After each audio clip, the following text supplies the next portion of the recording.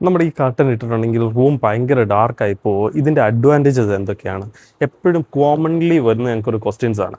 നമ്മളൊരു black out curtain select ചെയ്യുമ്പോൾ എന്തൊക്കെയാണ് നമ്മൾ ശ്രദ്ധിക്കേണ്ടത്? എങ്ങനെ അതിന് നല്ല പ്രോപ്പർ രീതിയിൽ സെലക്ട് ചെയ്യാം? എന്തൊക്കെയാണ് അതിൻ്റെ അകത്ത് അവൈലബിൾ ആയിട്ടുള്ള ഫാബ്രിക്സ്? അതാണ് ഞാൻ ഇന്നത്തെ വീഡിയോയിൽ പറയുന്നത്.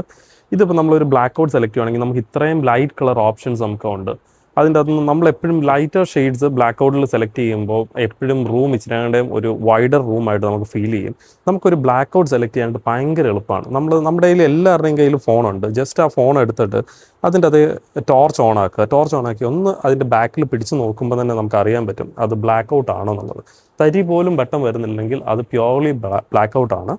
ഈ ബ്ലാക്ക് ഔട്ടിൻ്റെ ഏറ്റവും വലിയൊരു അഡ്വാൻറ്റേജ് എന്ന് വെച്ചിട്ടുണ്ടെങ്കിൽ നമ്മുടെ റൂമിൻ്റെ വിൻഡോസിൻ്റെ അവിടുന്ന് ജനറേറ്റ് ചെയ്യുന്ന ചൂട്, അതായത് നമ്മുടെ ഈ വെളിയിലൊക്കെ ഹ്യൂമിഡിറ്റി, ഇപ്പോൾ നല്ല ഹ്യൂമിഡിറ്റി ആയിട്ടുള്ള ടൈമാണ്, ആ ഹ്യൂമിഡിറ്റിയിൽ അവിടുന്ന് നമുക്ക് ജനറേറ്റ് ചെയ്യുന്ന ആ ഹീറ്റ് അതിനെ ഒരു നല്ല പെർസെൻറ്റേജ് അവിടുന്ന് തന്നെ റെഡ്യൂസ് ചെയ്യും. നമുക്ക് ഉള്ളിലേക്ക് പാസ് ചെയ്യാണ്ട് നമുക്ക് ആ ഒരു ഹീറ്റിനെ പ്രിവെൻറ്റ് ചെയ്യാൻ പറ്റും. അതാണ് ഇതിൻ്റെ അകത്ത് ഏറ്റവും വലിയ അഡ്വാൻറ്റേജസ്. പിന്നെ നല്ല രീതിയിൽ ഫോള് കിട്ടുന്ന ക്ലോത്തുകളാണ് ഇതൊക്കെ.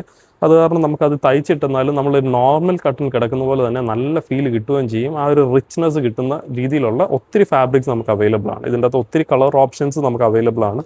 ലൈറ്റും ഡാർക്കും ഒക്കെ പേസ്റ്റൽ കളേഴ്സ് ഒക്കെ ആയിട്ടുള്ള ഒത്തിരി കളക്ഷൻസ് നമുക്ക് അവൈലബിൾ ആണ്. ഈ ഒരു ഫോൾഡർ അല്ലാതെ ഒത്തിരി ബ്ലാക്ക് ഔട്ടിൻ്റെ സെലക്ഷൻസും എൽബ കോട്ടയത്തിൽ അവൈലബിൾ ആണ്. Thank you.